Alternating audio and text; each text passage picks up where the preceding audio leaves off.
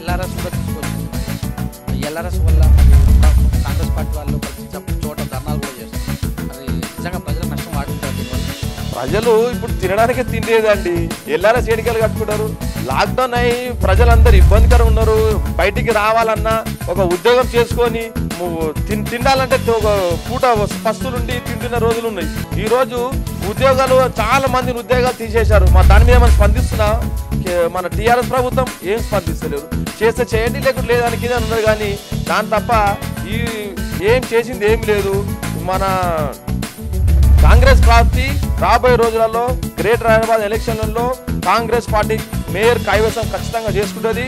అప్పుడు ప్రజలందరూ ఈ కాంగ్రెస్ పార్టీకి ఓటేయాలని కోరుతున్నాను. మేము ఇచ్చాము ఆరోగ్యశ్రీ వైఎస్ఆర్ కాంగ్రెస్ సాయంలో ఉన్నప్పుడు మన ప్రజలకు ఆరోగ్యశ్రీ అంటే ఎంతో మేలు జరిగిందంటే గుండె ఆపరేషన్ చేసుకోనికి పేద ప్రజల దగ్గర డబ్బులు లేకుంటే కాంగ్రెస్ పార్టీ పేద ప్రజల కోసం ఎన్నో పథకాలు తెచ్చుకొచ్చింది. ఈరోజు ఆరోగ్యశ్రీలో ఎన్నో మన అలా జబ్బుల కోసము ఆరోగ్యశ్రీ మన కాంగ్రెస్ ప్రభుత్వం తీసుకొచ్చినది. అలాగే విధంగా ఈరోజు ఫీజు రియంబర్స్మెంట్ కానీ రైతులకు రుణబంధు మాఫీ కానీ వన్ టైం సెటిల్మెంట్ చేసిన ప్రభుత్వం కాంగ్రెస్ పార్టీ అని చెప్పుకోవాలి. ఈరోజు కాంగ్రెస్ పార్టీ దాదాపు ఎన్నో ఏళ్ళు పరిపాలించినది. ఆ రోజు నీళ్ళు వచ్చినాయి, రోడ్లు ఉన్నాయి, ఆ రోజు ఇండ్లు వచ్చినాయి, గుడిసెలు వేసినారు, వాళ్ళకి పట్టాలు ఇప్పించినాం, అన్ని ఇప్పించినాం.